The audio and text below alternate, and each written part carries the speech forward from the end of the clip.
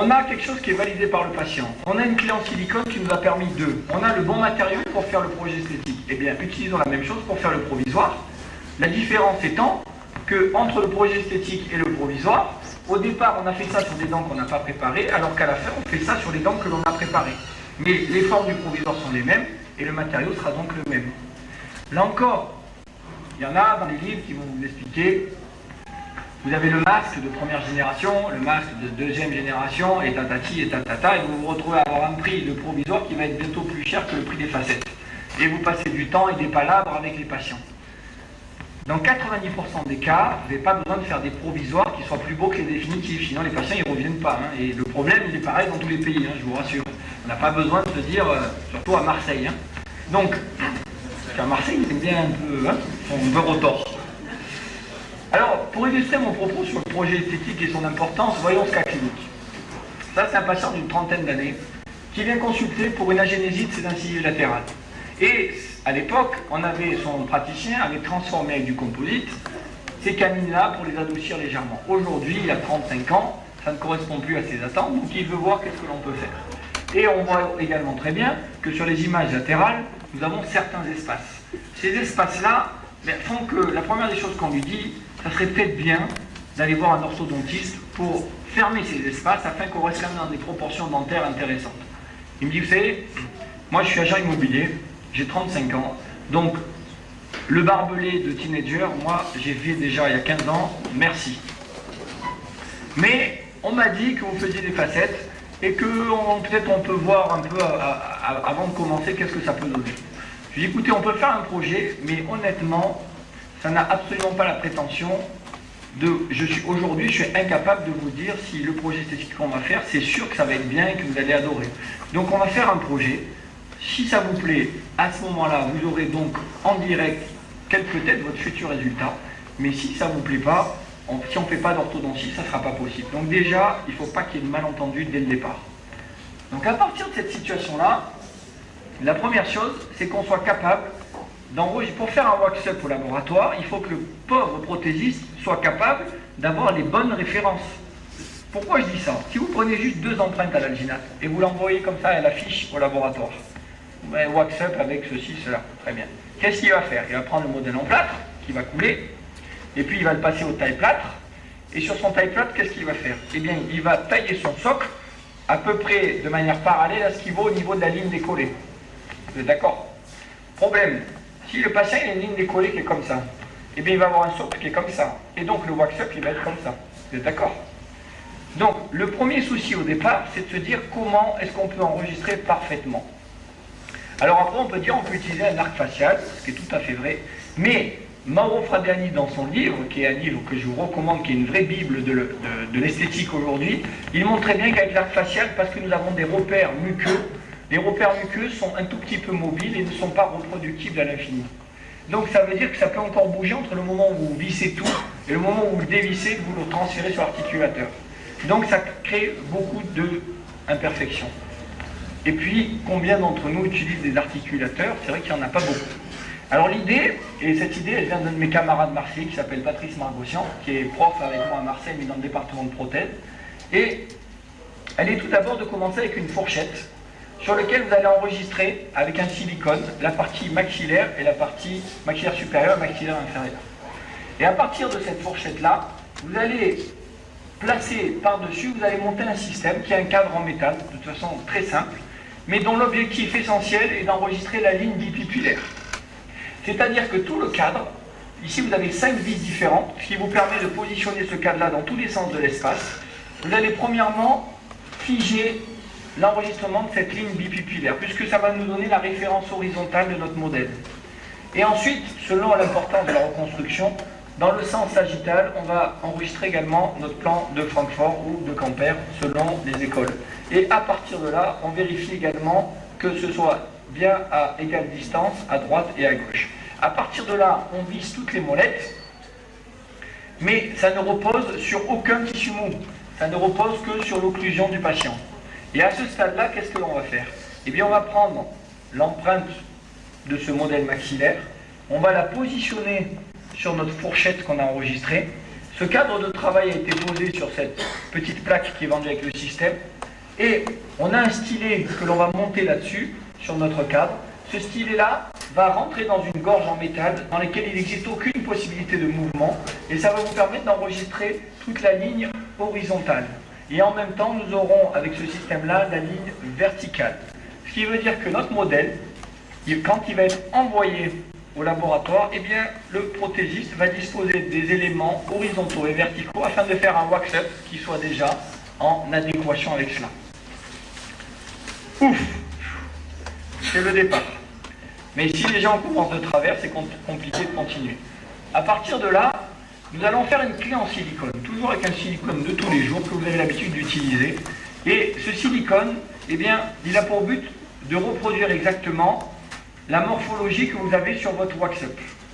Vous l'enlevez de votre wax-up et vous allez le remplir avec une résine fluide qui est une résine BCMA qui est chémopolymérisable sans aucune réaction exothermique et qui va avoir pour intérêt majeur qu'en l'espace de 2 minutes, lorsque vous allez repositionner cette clé remplie de résine en bouche, et bien on va obtenir un résultat qu'on peut qualifier de satisfaisant, en tout cas qui a pour but de visualiser ce qu'on a vu, en tout cas sur votre wax-up.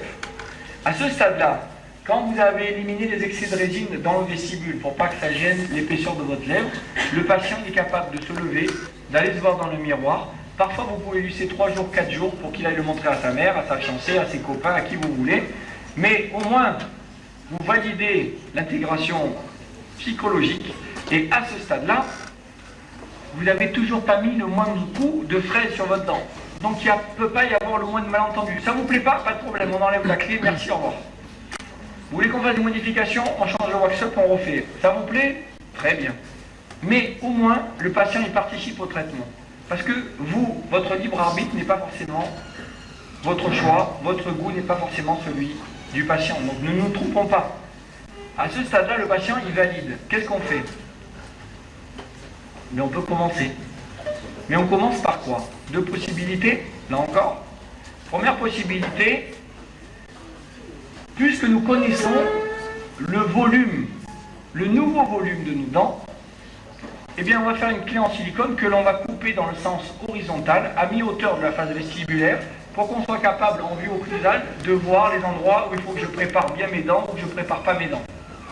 Mais pour faire ça, ça veut dire que vous allez, une fois que vous avez enlevé votre coque en résine, vous allez utiliser peut-être 45 fois ou 50 fois votre clé en silicone jusqu'à obtenir des préparations qui sont bien homothétiques à ce nouveau volume que vous avez réalisé. Problème de ça, est-ce que c'est réalisable par l'ensemble d'entre nous? C'est trop long. Donc si c'est trop long, on ne le fait pas. Et si on ne le fait pas, eh bien, soit on va surpréparer les dents, soit on va sous-préparer les dents. Mais c'est pas bon. Eh bien, il y a un monsieur qui vit en Turquie, qui s'appelle Galip Gürel, qui est probablement aujourd'hui c'est le promoteur de cette technique, qui a eu l'intelligence et le génie de dire la chose suivante. Quelles sont aujourd'hui les données de la science? Grâce au projet esthétique, nous disposons de la connaissance exacte de notre volume tridimensionnel de nos futures dents. Vous êtes d'accord jusque-là? À partir de là, mais il existe aussi un fait, c'est qu'aujourd'hui, avec nos fraises, sans qu'elles soient très compliquées, avec des fraises boules, on est tout à fait à même de calibrer exactement l'épaisseur dans la matière sur laquelle nous allons préparer, l'épaisseur ou la profondeur de notre préparation. C'est-à-dire qu'en utilisant une fraise boule de manière tangentielle sur la surface, on sait très bien, en connaissant le diamètre de la fraise, quelle va être la profondeur de notre préparation. Eh bien, pourquoi se compliquer la vie? Nous, ce qui nous intéresse, c'est quoi? C'est que toutes les facettes que l'on va faire aient au minimum une épaisseur de 0,4 ou 0,5 mm. Donc, je prends ma fraise, je la calibre et je la choisis de façon à ce que la partie qui va rentrer dans la résine fasse bien 0,5 mm. Et qu'est-ce que je fais? Eh bien, je vais faire 3 ou 4 stries sur chaque dent, et je vais faire ça sur l'ensemble des 6 dents que je dois traiter. L'intérêt de ça, il est le suivant. Vous allez très vite et vous contrôlez parfaitement la profondeur de vos préparations. Ce qui est le meilleur moyen pour faire ce qu'on appelle de la dentisterie à minima. C'est-à-dire que il y aura des endroits où quand on va enlever notre coque en résine ensuite avec un instrument à détartrer, on le casse, c'est pas grave, ça n'a aucune importance. On enlève notre coque en résine. Qu'est-ce que l'on voit en dessous? eh bien on voit les différents endroits où la fraise, quand on a traversé de 0,5 la résine, il y a des endroits où on touche et il y a des endroits où on n'a pas touché. L'idée, c'est quoi? Bien, c'est simplement maintenant qu'on a à harmoniser ces différents prix, on les harmonise en surface, et le bord libre, on veut qu'il soit, entre la préparation et le futur bord libre, on veut qu'il y ait 1,5 à 2 mm pour que la céramique soit belle et costaud. Eh bien, regardez, il y a des endroits où on n'a pas beaucoup préparé, des endroits où on a plus préparé, ça dépend du futur bord libre que l'on a choisi. Et ensuite, il suffit simplement d'harmoniser tout ça avec une technique de fraisage qu'on connaît déjà. Alors, on le voit à plus fort grossissement. C'est-à-dire qu'on va prendre une fraise boule pour délimiter bien notre périmètre, ensuite une fraise cylindro-conique pour harmoniser tout cela, et ensuite on va réduire, très important ça, la double angulation. Quelle est la différence majeure entre une facette et une couronne? Je vous ai dit, dans un cas, vous sacrifiez énormément de tissu sain. Dans l'autre cas, vous préservez énormément de tissu sain. Pourquoi? Parce que dans un cas, vous êtes obligé de répondre aux contraintes de dépouille. Donc il y a un seul axe d'insertion, il y a un mouvement axial d'insertion de votre couronne, et donc vous êtes obligé de préparer de manière conique votre préparation. Pour une facette, comment est-ce que j'insère ma facette? Est-ce que je l'insère forcément par un mouvement axial? Non. Ma facette, je peux l'insérer par un mouvement de bascule. Ce qui veut dire que grâce à cette bascule, je peux me permettre d'avoir encore beaucoup de contre-dépouilles, parce que grâce à la bascule, je vais pouvoir aller quand même enregistrer parfaitement et aller jusqu'à tous les endroits où il y a la contre-dépouille. Ce qui veut dire qu'ici, en préservant le bombé de la dent, parce que j'ai fait une première angulation dans l'axe de la racine et une deuxième angulation dans l'axe de la couronne, eh bien j'ai préservé le bombé, et en préservant le bombé, qu'est-ce que j'ai fait? J'ai créé de la contre-dépouille, forcément, puisqu'il y a un bombé au milieu. Mais cette contre-dépouille-là, parce que la facette va rentrer par ce mouvement-là, eh bien ça ne sera pas un problème aussi bien au niveau du laboratoire qu'au moment du collage. Donc ça, c'est une première révolution de la pensée quand on passe d'un mode périphérique à un mode partiel. Et c'est pour cette raison qu'on cherche absolument le collage. Pas de collage, on ne peut pas faire ça. Parce que ça veut dire sinon la rétention chimique ne sera pas bonne. Si vous faites une facette en zircone ou en alumine, à un moment ça a été proposé, eh bien, qu'est-ce qu'ils ont fait? Au bout de 2 ans, au bout d'1 an, toutes les facettes sont tombées. Pourquoi? Parce que l'alumine, on ne la colle pas. Et on ne peut pas demander à l'alumine de faire quelque chose pour lequel elle n'est pas faite au départ. Même si d'un point de vue marketing et commercial, c'est intéressant.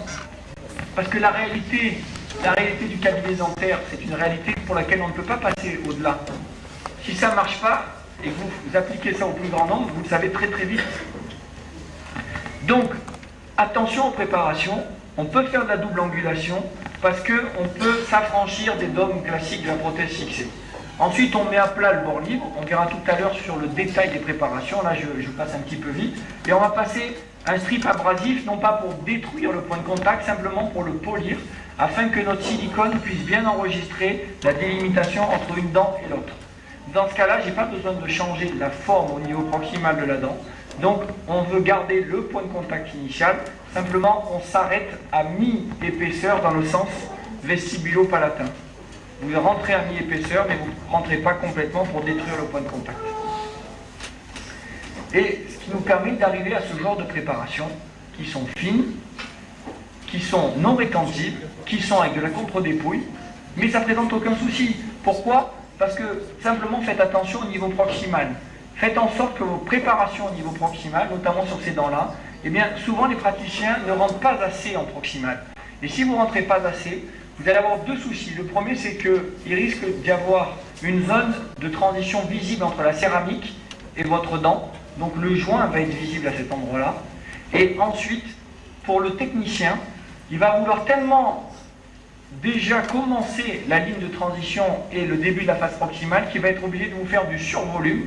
Et vous allez avoir une dent qui ne va pas être exactement dans le périmètre que vous avez choisi au départ. Donc, de grâce, n'ayez pas peur de rentrer un tout petit peu en proximal. Pour le reste, c'est des formes classiques, des formes de dépouille. Ici, un congé, mise à plat, et puis c'est tout. Pas besoin de retour palatin, on le verra tout à l'heure. Et la vérité absolue, elle est avec cette fameuse clé en silicone qu'on aurait pu utiliser 100 fois si on n'avait pas utilisé la technique de Galib-Gurel, mais que là, nous n'avons utilisé qu'une seule fois. Pourquoi? Parce que grâce à mon calibrage de la résine, eh bien j'étais sûr déjà de mes épaisseurs. Et la seule difficulté dans le cas clinique, c'est pas de réaliser la limite de la préparation. Ça, ce sont des choses standards, classiques qu'on connaît depuis des années. La difficulté, c'est de savoir quelle profondeur, jusqu'où je vais les préparer ma dent, quel coût tissulaire. Pas de savoir de faire une gorge périphérique et de mettre à plat un bord libre, ça c'est très facile. La difficulté c'est de combien je dois rentrer dans la dent pour pouvoir assurer un bon esthétique et une bonne mécanique pour ma facette. Et cette clé en silicone montre bien la révolution dans le sens en termes de préparation. On n'est plus homothétique au volume initial comme on nous l'a appris en prothèse fixée. On est maintenant homothétique au volume final représenté par notre projet esthétique.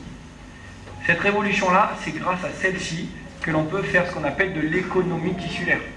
Si vous ne respectez pas cette homothétie, eh bien ce ne sera pas possible de pouvoir être sûr que... Qu'est-ce qui va se passer si on ne fait pas ça? Eh bien le prothésiste va vous appeler, va vous dire « Monsieur Koubi, sur la dent numéro 21, j'ai pas assez d'épaisseur. Donc ma facette, je vais la faire soit elle va déborder du projet, soit je vais la faire plus fine que les autres. Et si vous la faites plus fine que les autres, vous aurez esthétiquement une facette qui sera différente. Parce que les phénomènes lumineux seront différents, parce que la translucidité n'est pas la même sur 0,5 que sur 0,2 ou sur 0,8, comme je vous l'ai dit en introduction. Donc, à chaque étape, malheureusement, ça entraîne, si on veut la réduire ou la raccourcir, ça entraîne des conséquences pour le reste du traitement. Alors ensuite, il y a les empreintes. Les empreintes aussi, on passe vite parce qu'on verra tout à l'heure. Les empreintes, on va injecter les parties en contre-dépouille en palatin avec une résine fluide avec laquelle on fait les gouttières de blanchiment par exemple, de façon à éviter que le silicone vienne se déchirer dans cet endroit-là. Et on va utiliser un cordonnet rétracteur, mais un seul cordonnet un peu long, qui est continu, qui vous permet au moment où vous allez injecter le light de tirer un seul fil de manière douce. Ça vous fera gagner beaucoup de temps plutôt que de faire 6 fois la même geste et éliminer votre fil rétracteur. Mais ensuite, comme tout à l'heure je vous ai dit, pour faire un bon wax-up, il vous faut un enregistrement. Pour faire des bonnes céramiques, il vous faut exactement le même enregistrement. La différence, elle est qu'au lieu d'avoir des dents qui n'ont pas été préparées, là maintenant on a les dents qui sont préparées. Mais on fait exactement le même enregistrement avec la ligne bipuppillaire et notre modèle, cette fois-ci de travail, sur lequel, vous allez voir ici, eh bien, nous allons pouvoir marquer, grâce au stylet en carbone, marquer cette ligne-là et cette ligne-là. Ce dispositif s'appelle, vous l'avez vu sur la diapo précédente, ça s'appelle le Ditramax. Vous avez un site internet qui est dédié à ça. C'est un dispositif que vous pouvez acheter sur internet. Ce n'est pas moi qui le vends et je le dis d'autant plus volontiers, pas parce que c'est un ami, parce que c'est un dispositif qui est d'une simplicité enfantine.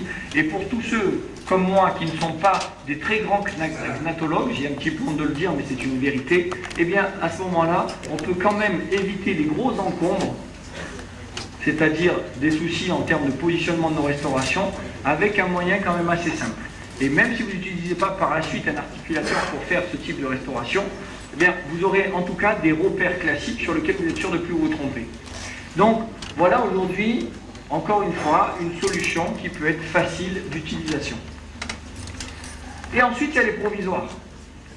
Je vous disais, les provisoires, est-ce qu'on peut faire des provisoires? Oui, il n'y a aucune limite aujourd'hui.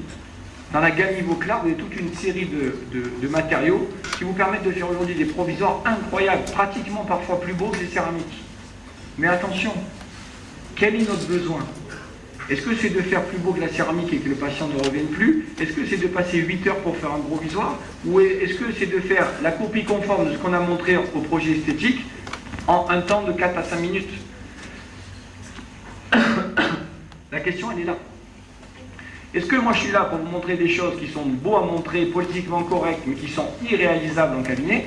Ou bien, est-ce qu'on est là pour montrer des choses qu'on peut faire en pratique quotidienne avec un temps de travail qui n'est pas forcément très long? Le propos, il est là. C'est toujours, on revient à la même chose. Est-ce que ce que l'on propose, est-ce que c'est faisable en pratique quotidienne? Donc ce que l'on fait, on a utilisé le même matériau, la même clé en silicone, et ensuite donc, on fait un scellement avec une pâte de collage translucide qu'on photopolymérise, et ce qui nous permet de passer un temps simple au bout de 10 jours, lorsqu'on va faire le collage des céramiques. À ce cas-là, est-ce que ce cas est parfait? Non, il n'est pas parfait. Mais il répond aux besoins du patient. On n'a pas fait d'orthodontie, donc nous n'avons pas des proportions des dents qui sont parfaitement idéales. Mais en attendant, le patient, il a plus d'espace, il a des canines qui ressemblent beaucoup plus à des incisives latérales, des prémolaires qui ressemblent plus à des canines et des espaces qui ont été fermés. Donc, coût tissulaire très faible, bénéfice pour le patient très important, temps de travail 2 fois 2 heures, en faisant large. Pourquoi? Parce qu'on a suivi une méthodologie. Il n'y a pas de méthodologie, c'est 2 fois 4 heures, et possibilité au bout de la deuxième fois où vous faites la 4e heure de refaire tout. Donc là encore, ne nous trompons pas de propos. Mais, alors ce qui compte également, c'est l'intégration de notre restauration dans le visage du patient. Parce que c'est ça le guide absolu. La vérité absolue, c'est est-ce que ce que j'ai fait respecte bien ce que j'ai voulu enregistrer. Aussi bien dans le sens vertical que dans le sens horizontal. Mais, si je suis là aussi aujourd'hui, c'est pas uniquement pour vous montrer, voilà, nous à la faculté, au cabinet, on fait des choses, on suit la méthodologie, et vous savez quoi? Eh bien on se trompe jamais. Nous, on n'a pas de problème. Nous, on est les plus forts du monde. Non, ça ne marche pas comme ça. On est tous dentistes, on a tous le cabinet, on soigne tous beaucoup de patients, et malheureusement, il n'existe aucune technique qui a 100% de réussite. Donc, il me semble intéressant, quand on échange avec des confrères, d'échanger nos succès, mais d'échanger aussi nos échecs. C'est très important, parce qu'à mon sens, on apprend beaucoup plus dans les échecs. Alors si, moi, avec ma petite expérience, eh bien, je peux vous faire partager mes échecs, eh bien, généralement, c'est en additionnant les échecs de chacun qu'on commence à avoir sa propre expérience, et c'est là où on apprend énormément. Mais ce qui est intéressant, c'est de comprendre l'échec et éventuellement de convertir l'échec en un succès.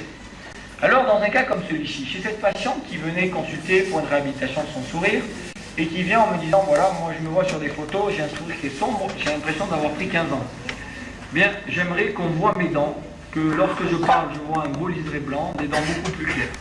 On s'aperçoit que quand on commence à faire les photos, eh bien, deux problèmes essentiels. On va être face à un problème de position des dents et à un problème de dyschromie des dents. Alors ces deux problèmes-là, il faut déjà les lister. Et à partir de là, on va faire des photos de face, de profil. C'est toujours le même protocole photo pour être sûr d'être capable de comparer une situation de départ et une situation de fin. Et à partir de là, qu'est-ce qu'il y a comme possibilité? Eh bien, on va faire notre projet esthétique. Je dis, ah, moi, vous savez, j'ai la recette miracle, projet esthétique, comme ça, il n'y a pas de malentendu. Et on fait le projet esthétique, et la patiente se voit dans le miroir, avec ses dents qui étaient avant pas présentes, et maintenant qu'elle voit de manière plus importante. Et elle me dit, voilà, ça c'est bien, on est dans l'esprit de ce que j'aime. Donc qu'est-ce qu'on fait à ce moment-là? Ah, alors si vous validez, je prends ma fraise. Mais pas avant. Mais si vous validez, je commence à toucher. Et à ce moment-là, problème, c'est qu'en suivant ma technique, donc je regarde mes clés en silicone, bien, je vois bien qu'il y a des endroits, qu'est-ce qui se passe? Eh bien, mon nouveau projet esthétique, vous voyez où est-ce qu'il est? Il est là. Donc, avec du recul, l'erreur numéro 1 que je fais, c'est que j'ai utilisé la dent qui était en malposition comme un piquet de tente qui va maintenir en fait mon nouveau projet esthétique. Donc ça veut dire quoi? Ça veut dire que l'ensemble de mes dents sont déjà un petit peu trop vestibulées. Donc la première des choses aurait été de faire, sur le modèle en plâtre, on réduit, on tape dans le plâtre, il ne faut pas avoir peur, et on fait un wax-up qui soit une bonne synthèse du volume à cheval entre une dent qui est trop en arrière et trop en avant. Et vous prenez le milieu de ça et vous harmonisez ensuite l'ensemble. C'est d'une facilité, comment j'aurais pu ne pas y penser.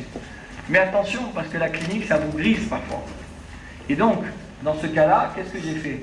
La patiente, elle m'a dit, on prend, elle voulait des dents plus proéminents, donc j'ai dit, on a là le bon positionnement. Eh bien, c'était le mauvais. Et qu'est-ce qui se passe quand on arrive aux préparations? Eh bien, on a des préparations qui respectent bien cette notion de préparation à minima. On n'a pas beaucoup touché les dents. Là, ça fait 0,3, 0,4 mm à certains endroits. Sauf à la partie la plus saillante, où là, il a fallu forcément taper plus dans la dent, puisque c'était une partie qui était déjà un peu excédentaire.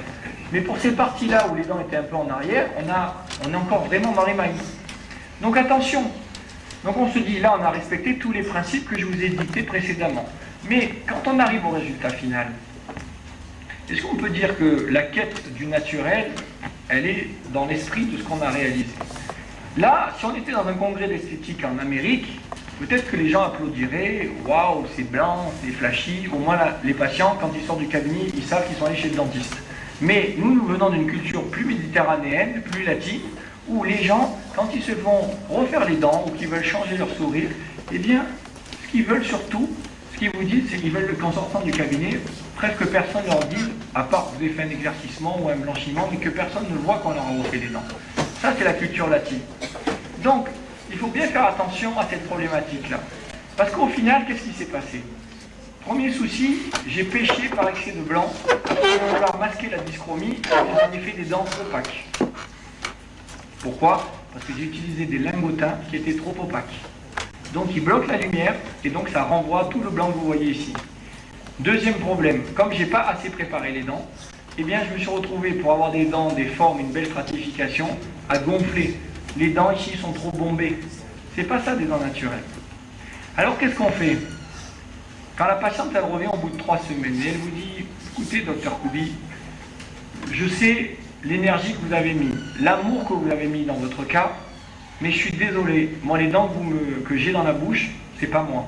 Je me reconnais pas, je suis pas bien, quand je passe ma lèvre, quand je parle, je suis pas bien. Je ne les ai pas oubliés et je pense que je les oublierai pas.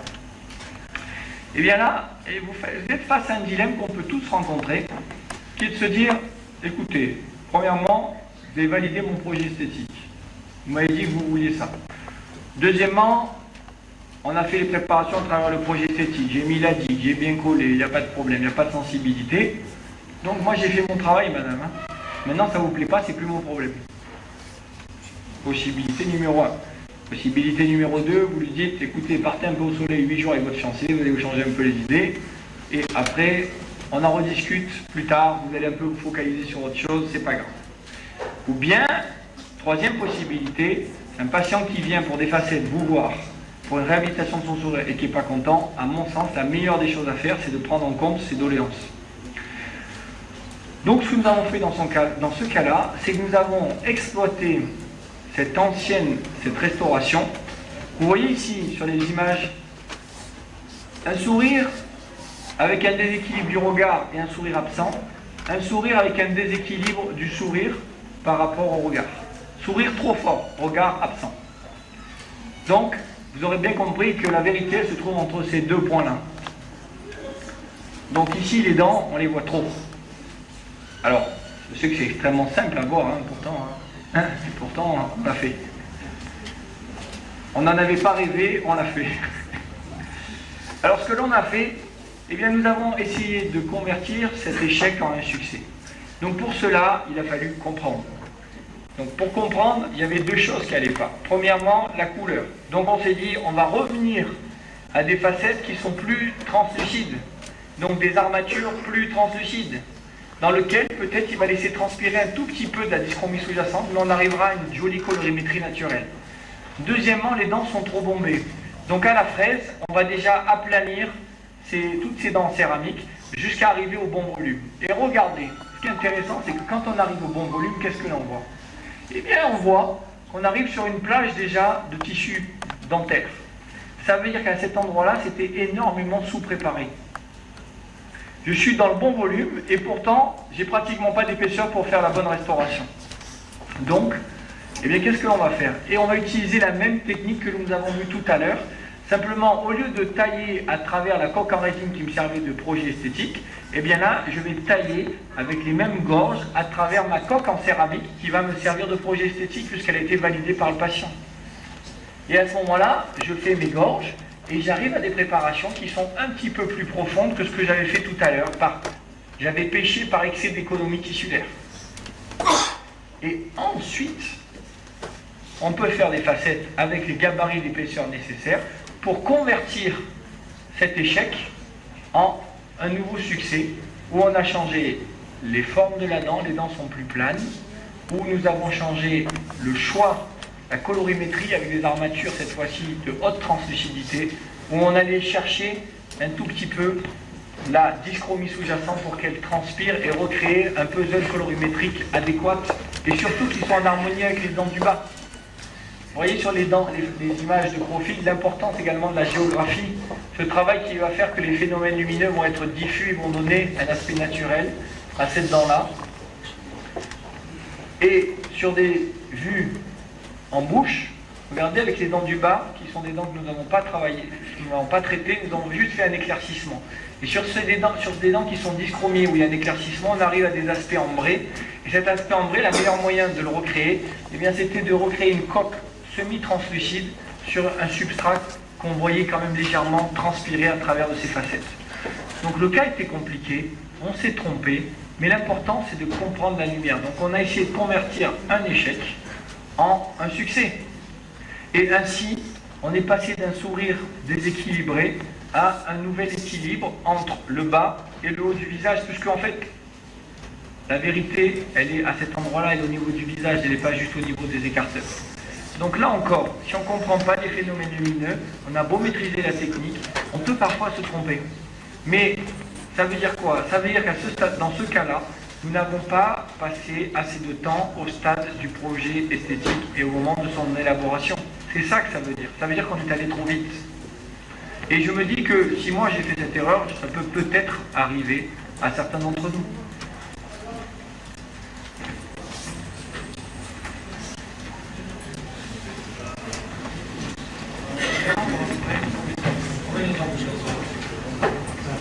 Hein?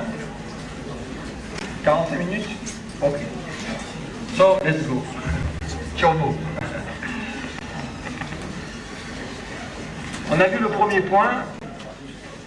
Comment, quel type de matériaux il faut qu'on choisisse. Deuxième point, l'importance du projet esthétique. C'est pas la peine de commencer si déjà on ne sait pas où est-ce qu'on doit aller. Troisième point, un point classique, les préparations. Préparation, on va avoir deux aspects. L'aspect classique qu'on connaît tous dans les livres, et puis après l'aspect variante. De façon à ce que demain matin, ce qu'on aura vu cet après-midi soit forcément adaptable à votre situation clinique. Alors, au niveau des préparations classiques, voilà ce qu'on n'aimerait plus voir aujourd'hui quand on parle de préparation pour facettes.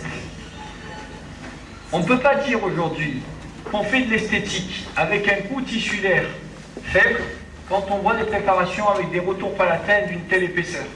Parce que là, qu'est-ce qui se passe? C'est des préparations que j'ai réalisées moi-même il y a 8 ou 9 ans, mais qui étaient fortement inspirées de ce qu'on nous a appris en prothèse fixée, c'est-à-dire des formes de rétention, de stabilisation, des parois parallèles, opposabilité, etc., etc. Et retour palatin qui vient déranger la zone de plus grand stress de la dent, et on va en discuter un petit peu après. Nous, ce qui nous intéresse aujourd'hui, c'est de s'affranchir de cette logique mécaniste pour rentrer dans une logique biologique où la préservation tissulaire doit être au cœur de nos préoccupations. Et c'est parce qu'on va préserver cet organe dentaire, parce qu'on va le toucher le moins possible, qu'il va être très résistant pour la suite. Moins vous le touchez, n'oubliez pas ce qu'on a dit ce matin. Moins vous touchez la dent, mieux elle se porte. Qu'elle soit pulpée ou dépulpée, ce n'est pas du tout un facteur aujourd'hui qui nous permet de choisir si on doit couronner ou pas une dent.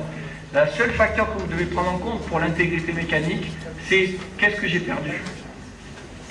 Pour information, une cavité MOD sur dent pulpée est beaucoup plus fragile qu'une cavité occlusale sur dent dépulpée. Pourquoi? Parce que dans les deux cas, dans le cas de la dent dépulpée, vous gardez les poutres maîtresses de la dent, qui sont les crêtes proximales. Quand vous les perdez, eh bien vous perdez 60-70% de la résistance de la dent. Quand vous les avez, eh bien votre dent n'a perdu que 20 ou 25% de sa résistance. Donc attention aux idées reçues, et n'oubliez pas les avantages que vous donne le collage en renforçant aujourd'hui l'aspect biomécanique. Alors, si on doit un petit peu détailler nos préparations, retenez une chose essentielle. On va essayer d'abolir complètement ces préparations qui venaient intéresser le cingulum des dents dans leur région palatine. Et aujourd'hui, Pascal Magne a montré ce qu'il faut, c'est mettre à plat le bord libre et non pas faire le retour jusqu'ici afin d'éviter de déranger cette zone qui doit clignoter en rouge de plus grand stress. C'est là où la dent va subir le plus de contraintes. Donc, qu'est-ce qu'il a dit? Eh bien, il a dit que si vous mettez une céramique ici, vous avez deux possibilités. Soit ça se décolle, parce que le joint est énormément sollicité pile à l'endroit de l'impact occlusal, ou bien ça va entraîner une fracture de la céramique. Donc lui, il dit, ne dérangeons pas quelque chose qui marche bien, mettons juste à plat ici, ne vous inquiétez pas pour la rétention, l'adhésion fait le reste, à condition de bien coller. Alors, retenons trois principes fondamentaux pour les préparations modernes. Premièrement, il faut qu'elles soient parallèles, non plus au volume initial, mais au volume final. Ensuite, parce qu'elles sont parallèles, il faut qu'elles soient économes en tissu, vos préparations. Il ne faut pas beaucoup toucher la dent saine. Et enfin, parce que vous n'avez pas beaucoup touché la dent saine, il faut que vos préparations permettent de restituer ce qu'on appelle la biomimétique de la dent. Cette capacité à remplacer les tissus perdus par des matériaux qui se comportent de la même manière que ce que vous avez perdu. C'est-à-dire que si vous avez une face palatine qui est fonctionnelle et résistante, ne la touchez pas, simplement en remplaçant l'émail naturel qui était défectueux par un émail artificiel en céramique collée, vous allez restituer la biomimétique de la dent. C'est ça qu'il dit. Il ne dit pas, ah ben vous savez quoi, on va demander encore à la dent, comme on l'a fait depuis les 50 dernières années, de s'adapter aux matériaux nouveaux. Mais non, aujourd'hui il y a un changement de philosophie. On demande aux matériaux de s'adapter à la dent. Aujourd'hui on est en train de vous parler de possibilités techniques de presser à 3/10 de millimètre. C'est-à-dire que la facette peut faire aujourd'hui, je ne dis pas que c'est à mettre dans n'importe quelle main, mais technologiquement parlant, aujourd'hui avec la pressée, avec l'IMAX Press, quand on presse au niveau du labo, on peut sortir une facette qui fait 3/10 de millimètre.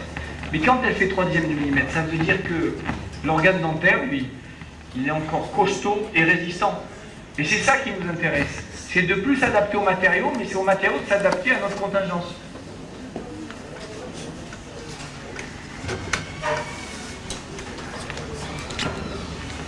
Alors, résumons la préparation classique, comme on nous l'a toujours appris. Elle s'appuie sur 3 notions.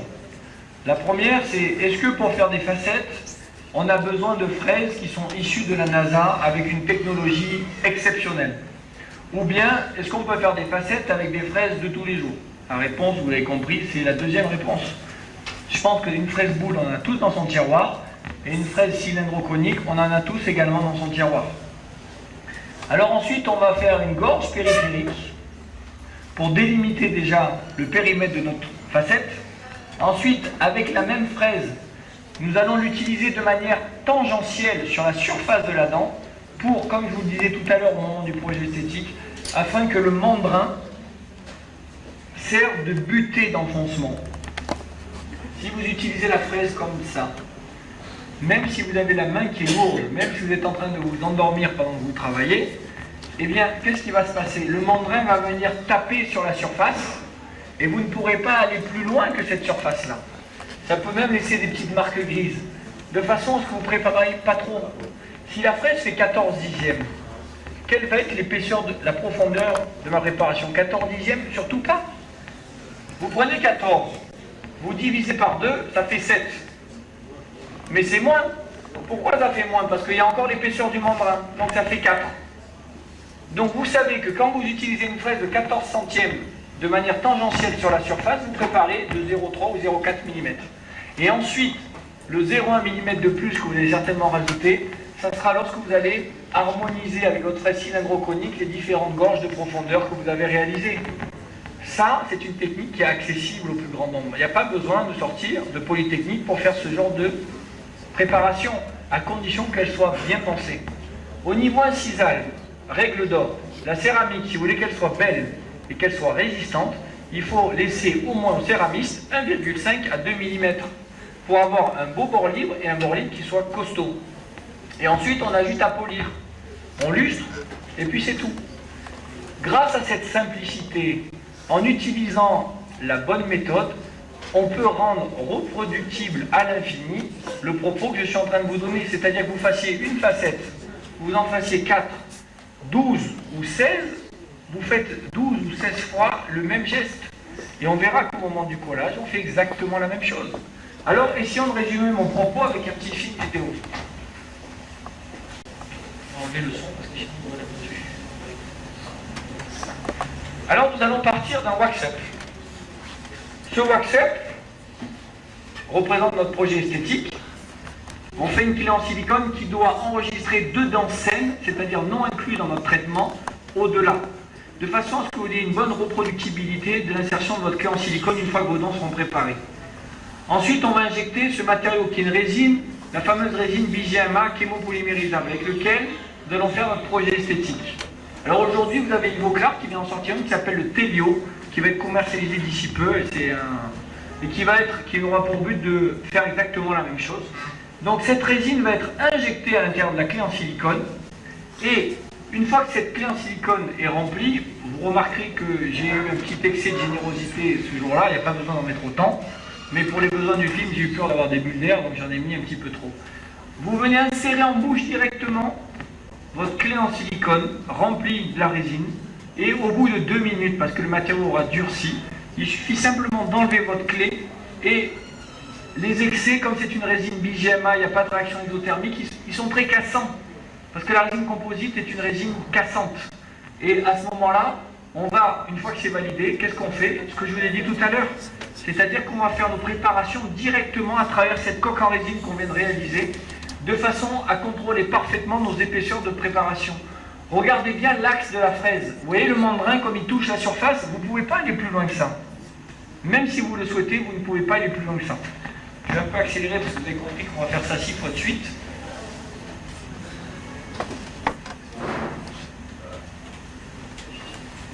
Et ensuite, une fois qu'on a fait ces gorges, qui est la seule chose qui vous intéresse, connaître la profondeur de préparation, avec un instrument à détartrer, on enlève, on fait sauter justement les excès de résine, la résine, et ça permet de bien visualiser les différentes marques où il va falloir que l'on prépare.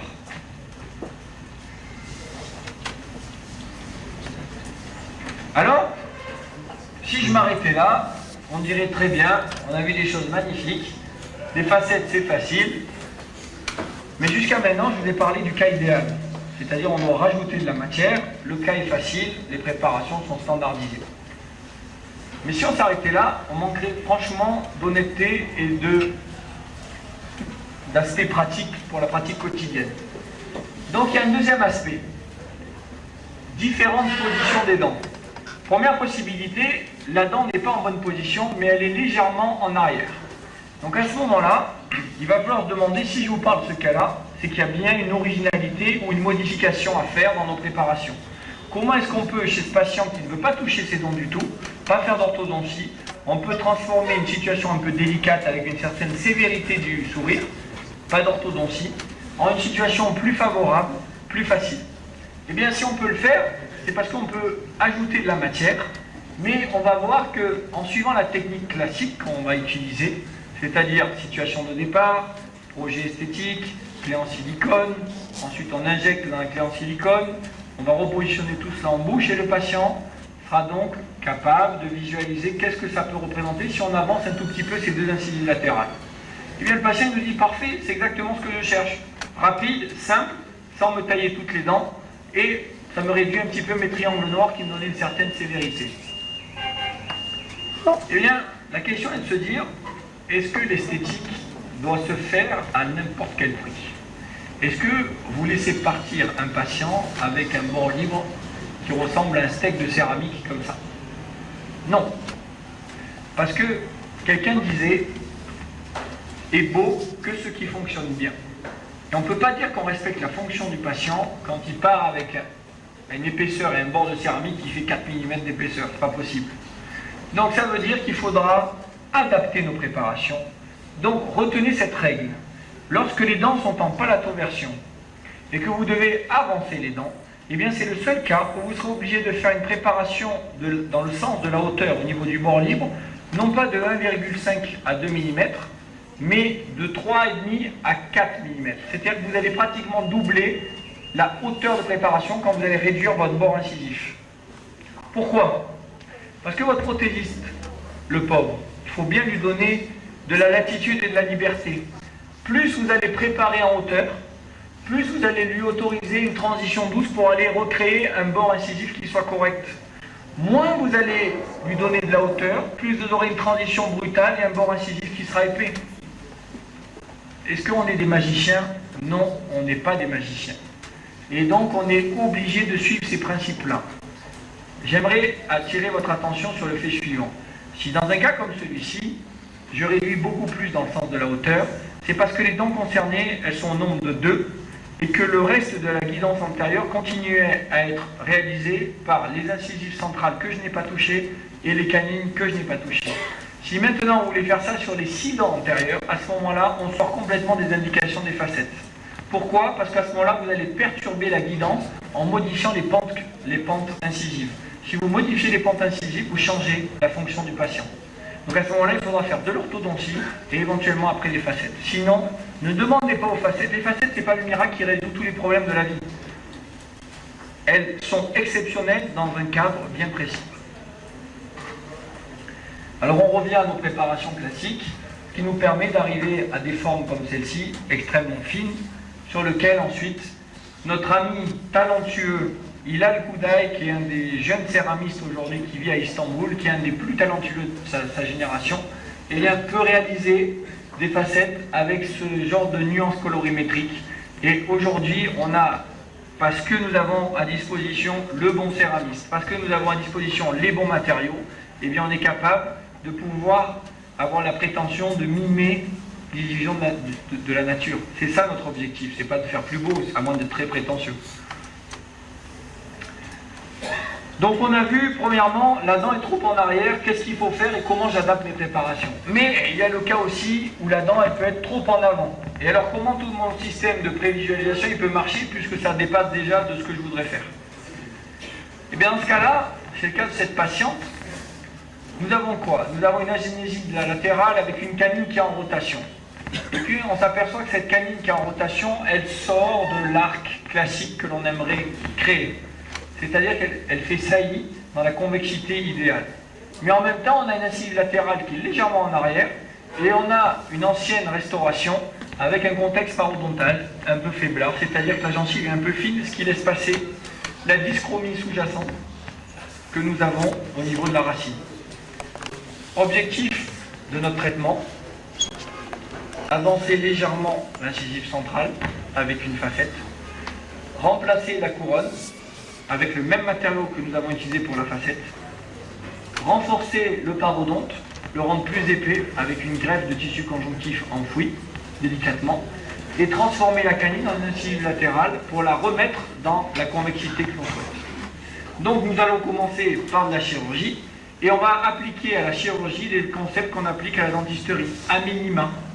Donc on prélève une petite chaussette de tissu conjonctif dans le palais, on fait une toute petite incision intrasulculaire en demi-épaisseur dans le sulcus, et on vient glisser cette petite chaussette et on fait un tout petit point afin de ne pas trop déranger la vascularisation de la région.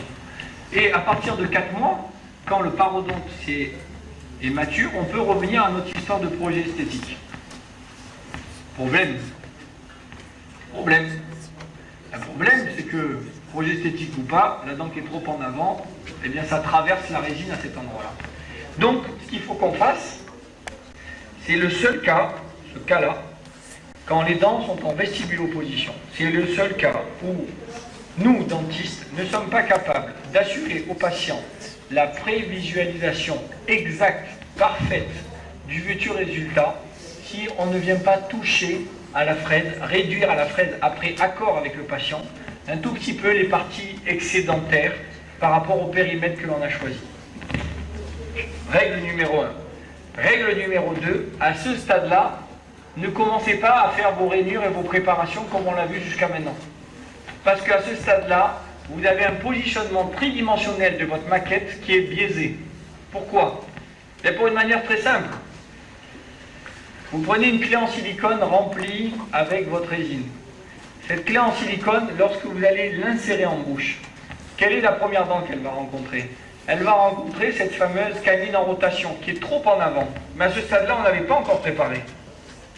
Donc, qu'est-ce qu'elle va faire? Parce que ce n'est que du silicone, elle va épouser la forme et elle va glisser légèrement le long de cette canine et entraîner donc une légère projection de l'ensemble des 4 dents qu'on veut prévisualiser. Ce qui veut dire que d'un point de vue tridimensionnel, vous n'avez pas exactement le bon positionnement de vos dents. Ça veut dire qu'à ce stade-là, quand vous avez meulé la dent, il faut enlever la coque en résine et vous en refaites une autre, mais cette fois-ci la différence, c'est que votre clé en silicone, c'est toujours la même, c'est toujours le même matériau, mais quand vous allez l'insérer, elle ne va plus rencontrer le frottement de cette canine qui dépasse. Et à ce moment-là, vous saurez exactement que vous avez le bon positionnement tridimensionnel de votre projet. Est-ce que c'est bien clair ça? Là encore, je suis magicien? Non, je ne suis pas magicien. Donc il n'y a pas de hasard. Donc on n'est pas là pour vous raconter des images avant, après, regardez, on a fait ça, on est les plus forts du monde. Non, dans ce cas-là, il faut qu'on touche les dents un tout petit peu si on veut être capable de prévisualiser parfaitement notre projet esthétique. Et à partir de là, on peut faire nos préparations comme on l'a appris, avec des gorges de profondeur contrôlées, et ensuite aboutir à ce type de préparation où vous voyez très bien la différence entre un mode de préparation périphérique conventionnel et un mode de préparation partielle.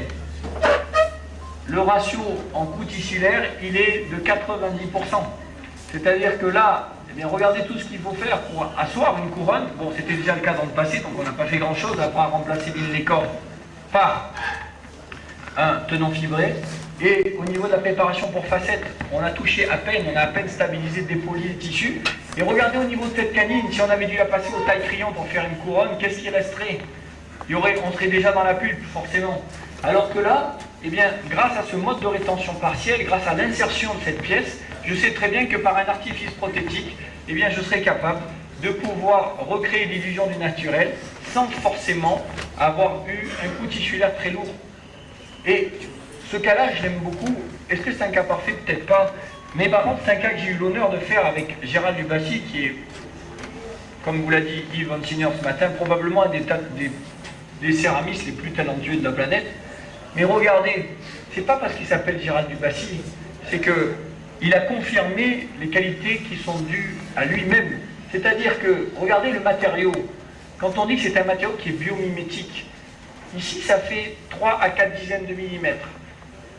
Et regardez sur 3 ou 4 dizaines de millimètres ce qu'on peut mettre dans ce matériau, dans la pressée. Regardez l'analogie avec cette dent qu'on n'a pas touchée, que nous avons utilisée comme modèle de référence en termes de colorimétrie et en termes de forme. Donc, comme c'est pas moi qui ai fait la facette, je peux dire d'autant plus que je trouve le résultat bluffant. Mais regardons aussi l'autre côté de la mariée. C'est-à-dire en vue de face, on a réépaissi le parodonte. Est-ce que c'est parfait? Non, c'est pas parfait. Parce que malgré tout, il doit exister et perdurer des pigments de corrosion à travers le parodonte superficiel pour lesquels on ne peut pas complètement transformer la chose. Ça s'est amélioré. Ici, nous avons fait une couronne avec le même matériau, avec la même céramique. Et regardez comme on a modifié l'aspect de cette canine par un simple artifice prothétique. Et le collage nous donne cet artifice prothétique. Mais ce qui nous intéresse, c'est la distance sociale, comment ces dents se comportent au quotidien dans la vie de tous les jours. Et la patiente, en fait, elle est passée d'une situation où elle n'arrêtait pas de mettre tout le temps sa main devant la bouche quand elle souriait, à une situation qu'on peut qualifier de beaucoup plus convenable, et où surtout, vous allez voir qu'elle a quand même plaisir à jouer et à échanger avec vous un petit peu la façon dont elle peut sourire aujourd'hui, et le plaisir qu'elle a à retrouver le sourire. Et c'est quand même ça, au final, en dehors de l'opalescence et de la translucidité, c'est quand même le bien-être du patient qu'on vient chercher.